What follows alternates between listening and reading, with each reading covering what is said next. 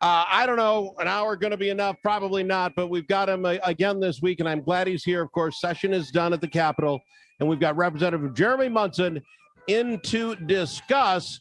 I want to make sure I get the number right. I'm going to muck it up. 2324. What's your number, Mr. Munson? 23B out. I don't know why I can't remember that. I'll tell you what. You know why? Because you're all going to change it. You're all going to get B's and A's switched up, 23s or 4s, and you're going to do that, but that's fine. It's not your fault. Anyway, so thank you for being on the program, Mr. Munson. I do appreciate it. Let's start with the easy softball question first.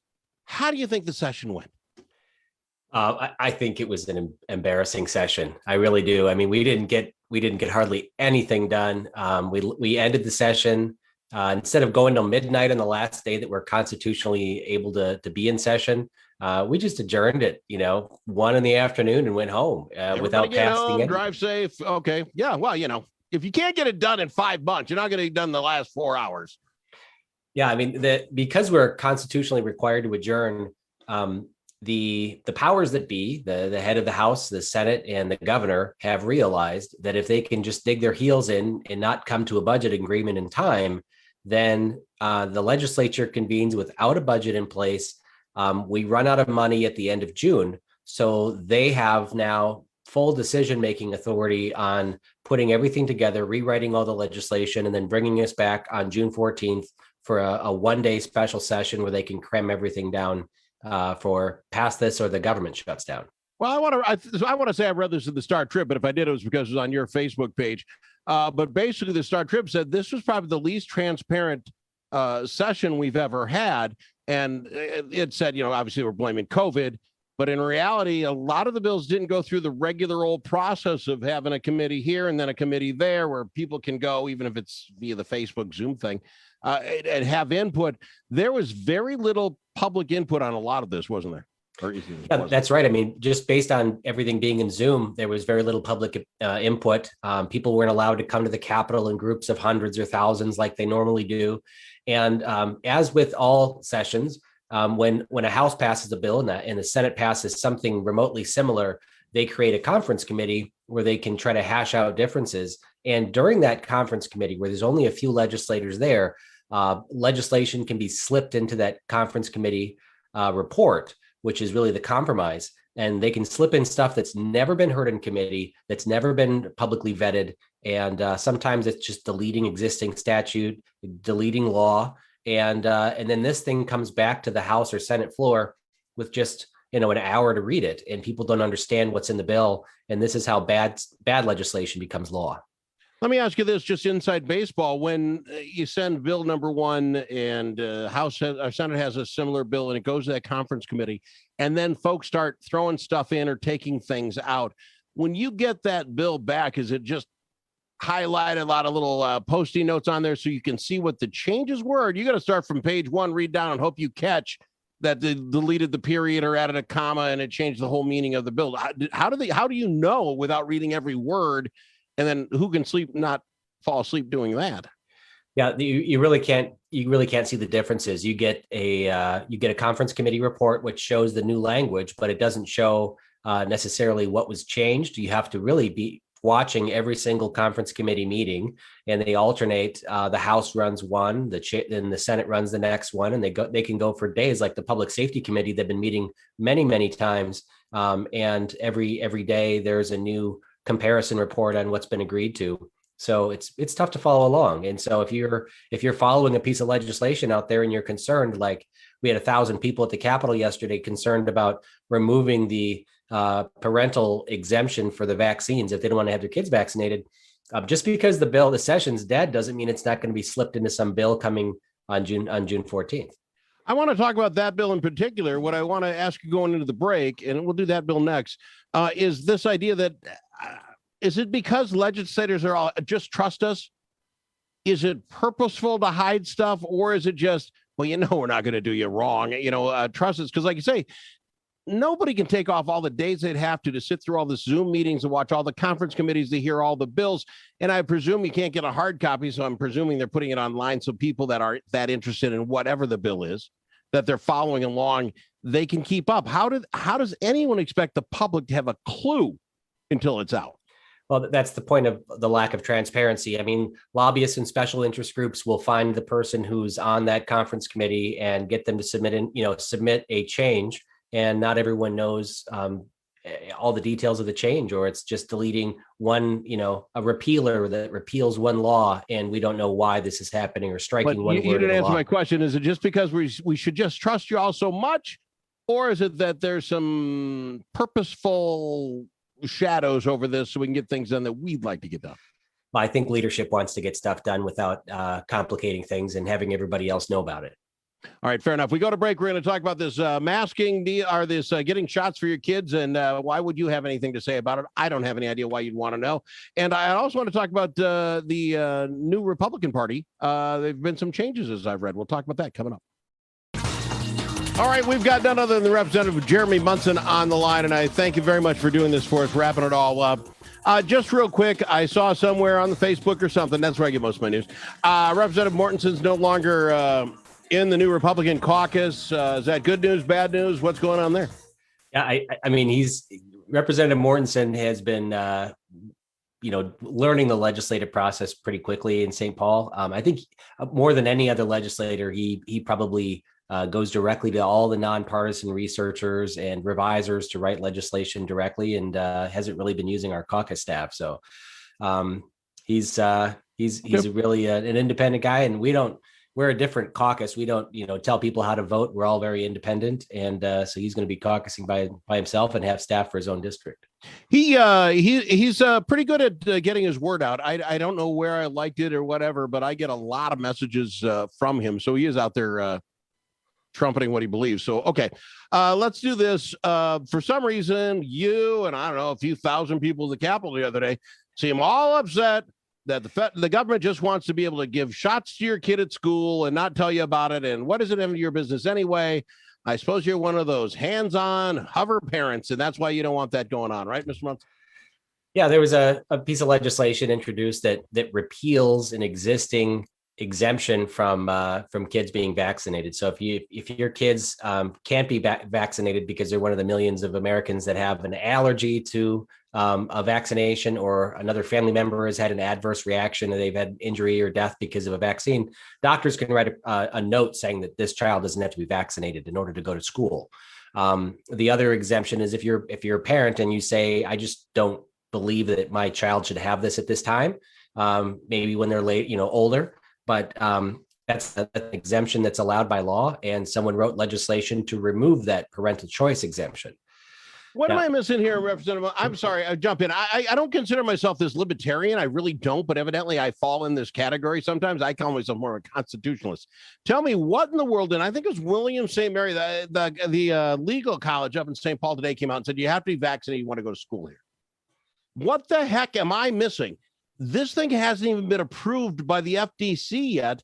And can seriously the government, my school, force my kid to get a shot to go to school that the government hasn't even said is okay? And I'm not ripping the shot. You got the shot, have the shot. I don't care about the shot.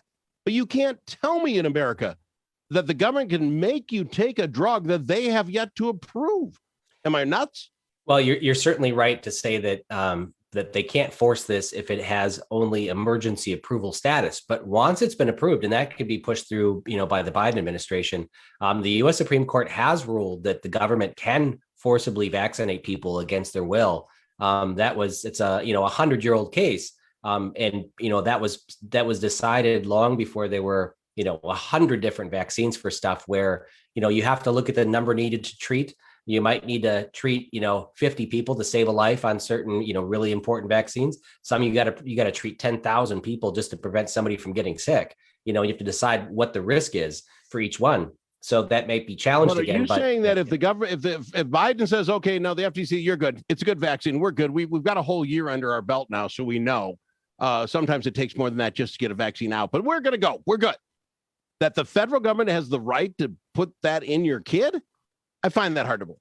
Yeah, the state could. Yeah, they could actually. That's why I went to speak at the rally yesterday at the Capitol. There's 1,000 people there. I'm not an anti-vaxxer. My children are vaccinated.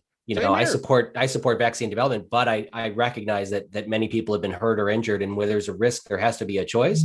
And so, I went out to this whole group and said, hey, I'm, Jeremy Munson. I support vaccines, but I also support choice, Yeah. and I support your right to have an exemption if you choose. Well, it's an interesting battle anymore because 60 some percent have already gotten it. Another 10 to 15 had the disease itself and got over it. So even if they got it again, you presume they'd get over it. So we're talking 1 in 4 people you would force to take something that they don't want to take. And the risk is theirs. My point being is if you get it, 99.85 going to survive it anyway. Where does it stop? And this is what I lead you, sir, into our next question as I go to break. I want to know, because I don't understand completely what the mask rules are right now. Okay, this is the vaccine where we're at. They're seeing if they're going to pass that rule where they can vaccinate your kid. But let me throw this out and we'll talk about it right after the break. If you're vaccinated, not vaccinated, if you're vaccinated now in Minnesota, don't worry about it. Just go about your business. But if you're not vaccinated, the governor would like you very much to get vaccinated, but he's going to leave it up to businesses, the targets of the world, to decide whether you can go into their business. And what about the school kids? I want to know who has to and not. And Minneapolis and St. Paul, you got to wear a mask. Even if Target says I don't have to wear a mask. I don't know where I got to wear a mask. I'd have a mask in my pocket anyway because I don't know where I'm going. And does South St. Paul count as St. Paul? I don't even know. We'll talk with Representative Munson, who's going to clear this whole thing up. I just want to know the rules. I lost my really good mask and one of these stupid cotton ones. You're breathing it in, you're breathing it in. I smell my own smoking breath. That's the problem. We got to get that fixed. That's the next best invention. Carbon, what is that? Carbon in there? A carbon filter. That's what I need. Back after this with Jeremy Munson on Al in the Afternoon. I am so worried I'm going to be called this anti-vaxxer guy, and I'm really not. The anti-mask, I'm not anti-mask. I just am having a problem. Like there's this talcum powder commercial out. If you use talcum powder too much in the 50s, you can sue Johnson & Johnson. You know, there's some big talcum powder thing. But it's talcum powder, for heaven's sakes. This is a shot that we developed within the last 12 months. We're going to put it in kids' arms, 12 to 16 now. Thank goodness we got that. Maybe the state's going to make you get it anyway and not up to the parents. I'm having a tough time. I don't even get the face mask thing now, Representative Munson. Wrap it up for me. If I'm in Minneapolis, St. Paul, whether Target says yes or no, I still got to wear the mask. Does that include South St. Paul? Why are kids, and because we follow the science in this program, dag nabbit, we've been doing it since the beginning. All the rest of us can now take our mask off if we've been shot, but not kids, because let's be honest, it's only 3 more weeks of torturing them. So we'll let them get through the end of the year. What the world's going on? I don't know who's got a mask on, who doesn't have a mask. Yeah, so the mask mandate it's not, there's a federal guideline, right? So the CDC gives you guidance. There's no federal law. There was a state law. It's no longer, that's been lifted. Cities can have these local ordinances requiring them. And of course, businesses are always free to say that you need a mask or a clown hat or, whatever they want to say to wear to come into their business. That's their right to do that. And so basically local control. That would be absolutely the right answer. The business can decide, because if 1 in 4 people are deciding not to do this, if you want to kick them out of your store and say you can't come in and they don't come into your store, that's a business decision. I don't have a problem with that. But the Targets of the world, the Caribou Coffees and all of them, they're coming out with their, this is what we're going to do. But then you drive into St. Paul, you drive into Minneapolis. How do I know what each city's ordinance is? I have no clue what South St. Paul did. I have no idea what Woodbury's doing. How am I supposed to figure that out just in general commerce? Or do I go by my local city rule?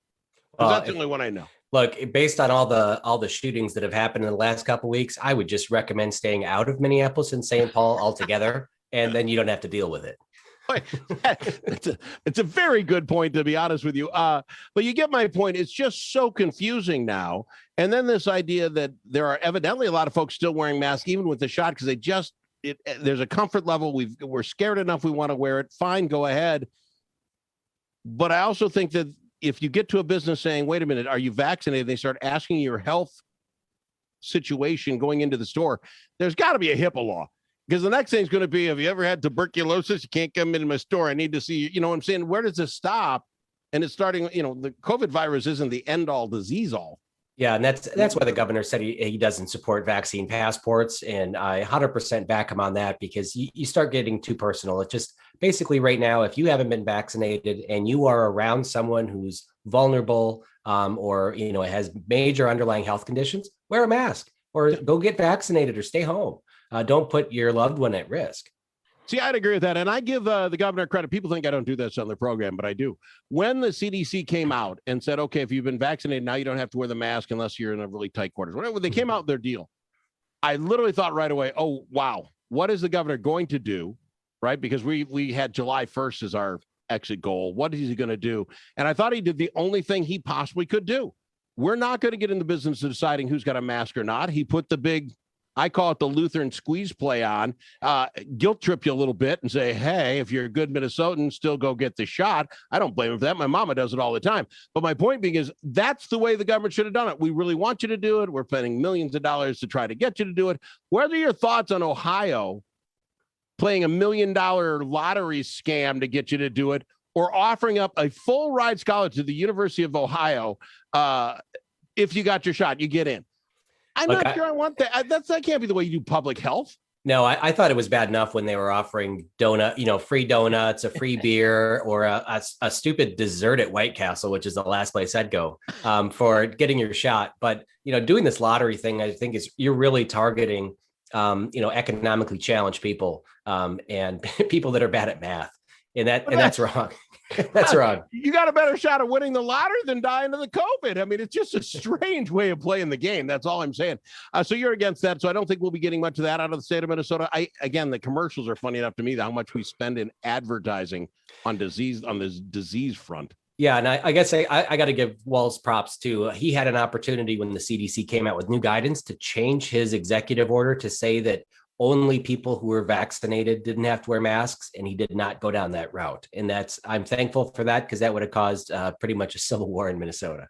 Well, I think so. That's my point. I think he did what he had to do. It puts the onus, again, I don't know why businesses aren't doing the same thing. We're not in the business of doing this. If, put a sign on the door, if you haven't had the shot, we hope you put one on. They could follow the same thing and let this become a personal responsibility. I'd be interested to see how many businesses say, nope, you're not vaccinated, you can't come in here. Because like you say, that's 25-30% of businesses. I would find that really hard for a business to say, that's okay, we don't need your money, especially in all these tough times. We got a lot more stuff to talk about. Any big highlights? I only got a minute. Any big highlights we can tell folks we'll talk about in the next half hour? Yeah, we'll run through some of the highlights of the supposed agreement between the governor and Gazelka on the budget. And then we can also dive into the House File 600 legislation, the legalization of marijuana, and the expansion of the medical cannabis program that was passed on the House yesterday. Oh, that's right. I was going to get on you for that. Son of a gun, I forget when we start chatting. I want to get on you in that medical marijuana thing. We're going to talk about how he voted and why. I appreciate that. And I literally, when they first came out with all the list of the things everyone agreed upon, I start reading them literally on the air. And when it's done, it made no sense. Now, I'm not a great reader. I'll give you that. But I still don't know what the number is we've agreed to. I don't know how it shakes out. And I'm kind of concerned that if we went this far, that we'll ever get it totally straightened out before June 30th, when everything comes crashing to a halt.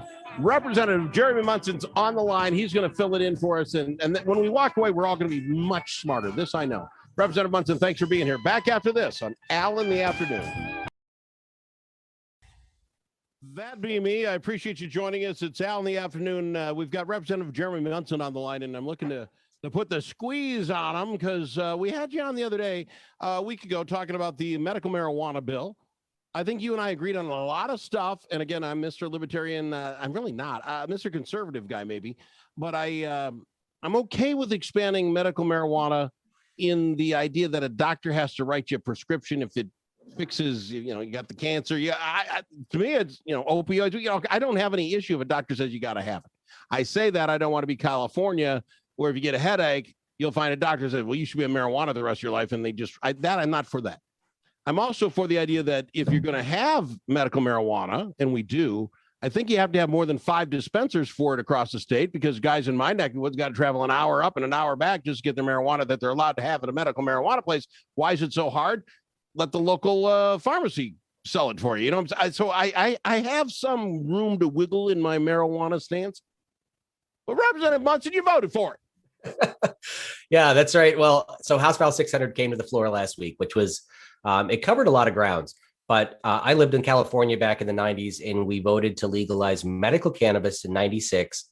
And it was basically the medical cannabis programs in just about every state are a backdoor to legalization, because once it's out there and it's smokable, then it's really hard to police. Minnesota is the only state in the country that limited it to just the oil. You couldn't smoke it, but it also made it $800 a month, and none of the veterans, people dealing with PTSD or whatever, could get access to it because it's so expensive.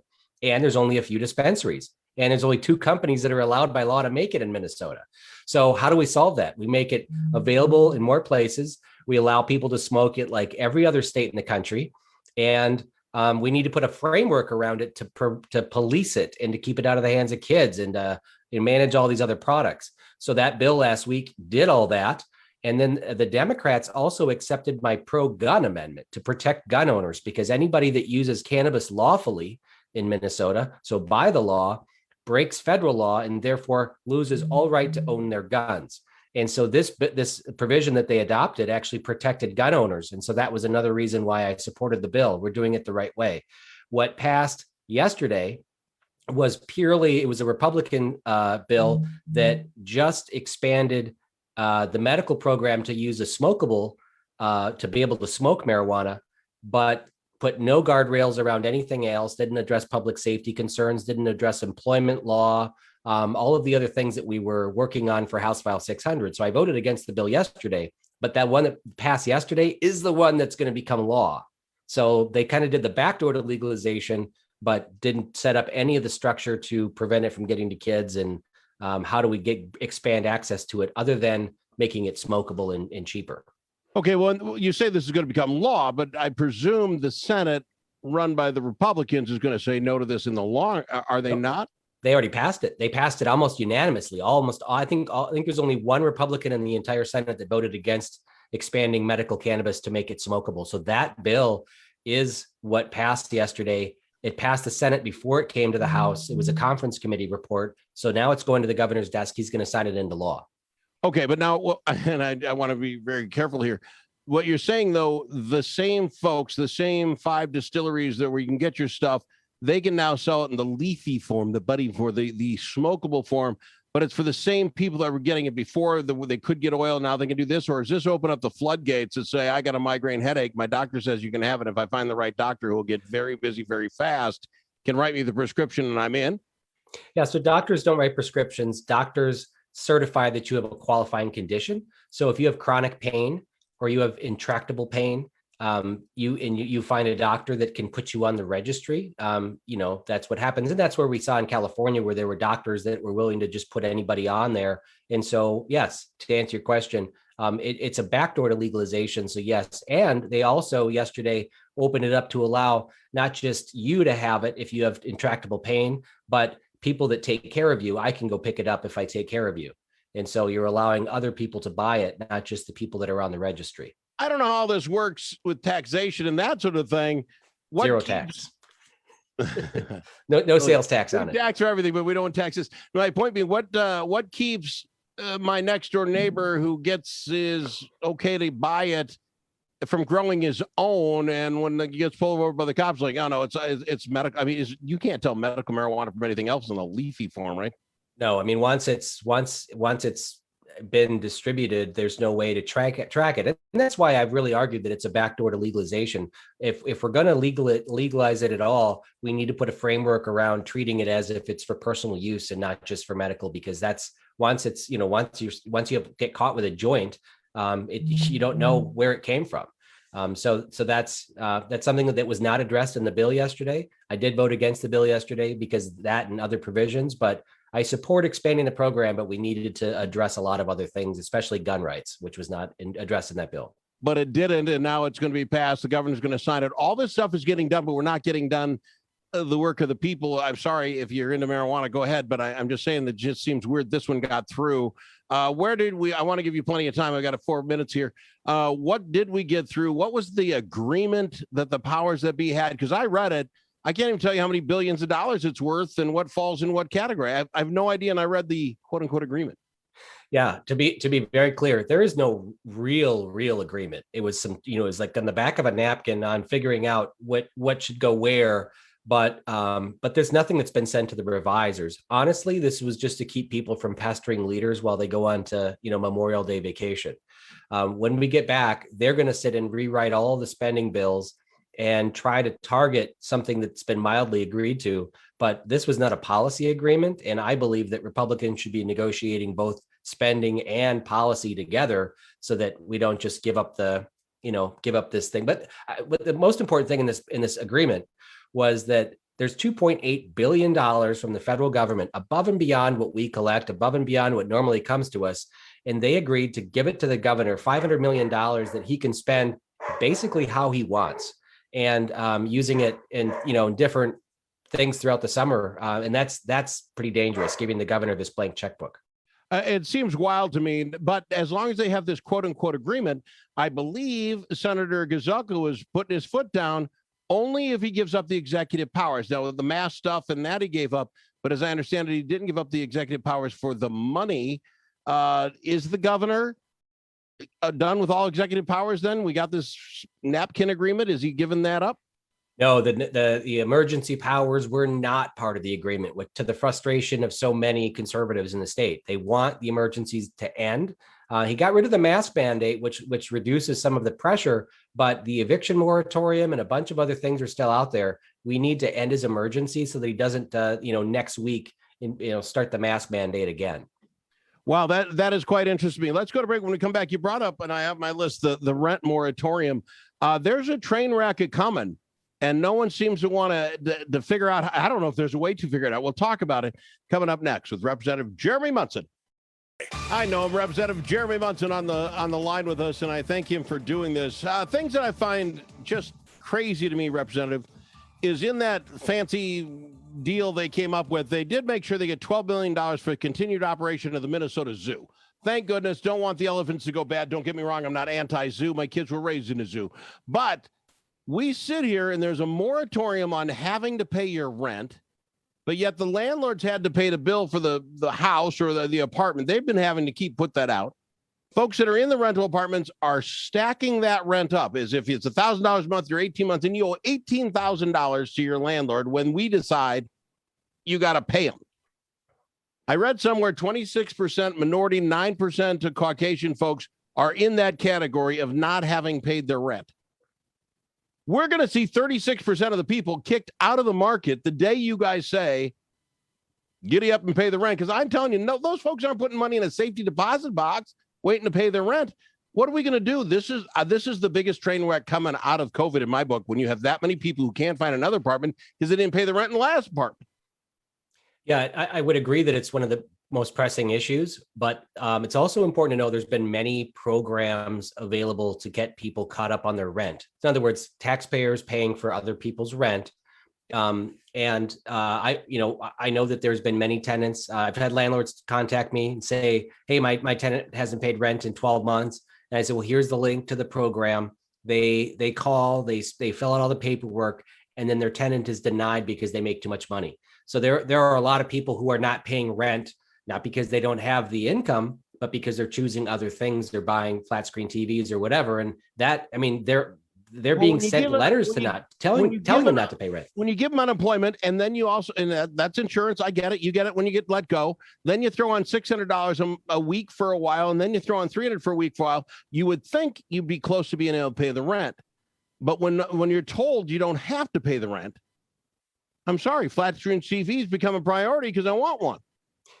Yeah, especially when there's a lot of bailouts out there. I mean, the idea, well, they can't evict all of us if we just all stop paying rent. I mean, there's a big thing with Ilhan Omar was sending letters in her district in Minneapolis telling people, stop paying your rent, stop paying your mortgage, and make the government, pay it. Yeah. So there's been a lot of people that have contacted me that have their houses in foreclosure because their duplex that they bought, and they needed their tenants to pay the rent to pay their mortgage. They were losing their mortgage. But that is an issue. I think that he should have got rid of the eviction moratorium while the government was sending everybody $3,000 or $4,000 stimulus checks, for their families. That would have been a good time. But we need to address that. We missed that. And now you guys, hate to say it, aren't going to come back now while you get back in. You think this is going to be fixed by the end of the month when the budget gets done? Or are we talking this is the emergency power the governor's going to have to figure out? Because, again, I don't know how you do this. You can end up saying we're going to make it the next 3 months, then you got to pay your rent. It's just 3 more months where people don't have to. The end zone, the end of the runway is coming wherever you want to put it. what do we do with those folks then? And is there anyone have an idea on this? Is somebody in the legislature say, I got a great idea, we could do this? I've heard nothing. No one seems to have any answer. Yeah, I mean, I worked on legislation, and this would be really expensive, probably the largest bill I've written. It would basically pay property owners for the taking, the legal taking of their property. When government has stepped in and said you can't evict someone and that person doesn't pay rent, the government is taking the right from from the property owner. So we have to compensate people. There has to be just compensation, and that would be billions and billions of dollars that we've caused and damaged. Same with restaurant owners. If you did the same thing with restaurant owners, where the government shuts down a business, not because they have disease there, but because they're doing it as a preventative way, there's a cost to that. And so hopefully we could make people whole and prevent the governor from doing this again. Well, what's interesting to me is that no one saw this coming. I'm sorry, I'm not a bright man, but when they said you didn't have to pay rent, I said, this at some point you're going to have to pay rent. You're in trouble. And my point being is, wouldn't it have made a whole lot more sense is if you couldn't pay your rent, you say, hey, go sign up on, whatever website this is. And the government, instead of sending you $3,000, will send it to your landlord to pay him for your rent. In the case, and everyone complained, and will get $3,000. No, you got your rent paid. Why was this so hard? We send trillions of dollars out, and all these people in houses are going to be upside down. And there's going to be a lot of people who can't rent an apartment because they didn't manage that right. Yeah, the governor specifically in an executive order prevented landlords from putting a lien against the federal stimulus payments. So he saw that as an opportunity for landlords to get caught up, and then went out and specifically blocked that from happening. So yeah, you're right. We need to solve that problem. And I don't understand why the Democrats in the House all voted to protect the governor's executive powers when we voted to end his emergency on Friday, the day that the mask mandate came down, the day that it was clear we don't have another, the pandemic is over. They still voted to protect his powers. It's going to be an interesting election cycle, I think, next time. Some scary news. I'm not sure how much you get involved with this. We had the train derailment in Albert Lee, and it literally was right on the waterfront, and evidently a lot of chemicals, that sort of thing. Does the state get involved? How does Albert Lee get help? Do we have hazmat teams here? Is that a federal thing? I ask because I don't know. Yeah, I think it's a coordination between local, state, and federal government. But yeah, absolutely, the federal government can come in and help us. And that just highlights. There was another one in Iowa. It was two train derailments with chemicals. We need to address the lack of pipelines we have to safely transport these chemicals. And of course, what happened with the cyber attack on the East Coast. We need pipelines. This is the safest way to transport it, and rail is dangerous to transport petroleum and other chemicals. Well, you bring up the pipeline, and some, they say they're out of Russia. I have no idea. Russia does everything. But okay, let's say the Russian guys were able to get a hold of Colonial Pipeline's computers and stop them, and to see what that does for the entire Eastern Seaboard, and that's going to affect the rest of us because our gas prices are skyrocketing as well. I think when they budgeted, I've got 1 minute. It's a bad trap question. When you look at budget forecasts, are they including this inflation that we're seeing? I mean, it's coming up fast and furious. Gas $2.70. It was $1.99 in January. Yeah. So the budget forecast for the state of Minnesota, first of all, we have state budget, and then we have the federal money that comes in, which almost doubles how much money we spend.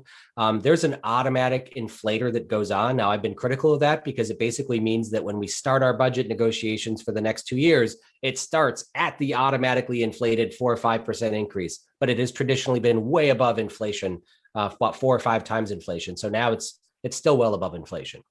All right. I thank you, Representative Munson, for being on the program. You say that you guys are coming back on the 14th. Is that what you said to nail this? Will you get the opportunity to read all this stuff before you go in and vote on the 14th?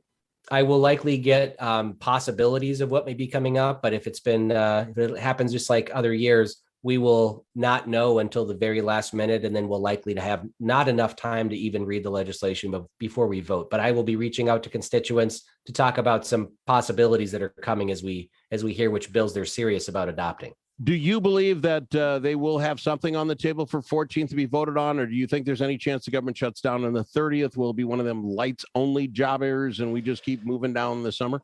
Yeah, Hate to unfortunately, fill your whole summer up with work, but when they shut the government down, it isn't really like a big savings because we end up paying everybody anyways. But usually, just it's the parks that are most impacted because they want the public to feel the pain, so they call the legislators and tell them to just fund everything. But I'm looking forward to seeing what the budget's going to be and all these other policy items, especially around public safety. That's going to be a big issue. Representative Munson, I can't thank you enough for doing this program. You always tell us like it is. I appreciate you doing that. We'll get you back on as we get closer to something going on, and you can tell us if it happened or it didn't happen. I don't feel all that secure. They sent out that 2-page napkin thing saying, here's what we agreed upon. You can read it. Like, all I know is the zoo's getting 12 mil. That's a lot of food for the whales. I'm going to be honest. Representative Munson, thanks for being on the program. Thank you very much, Al.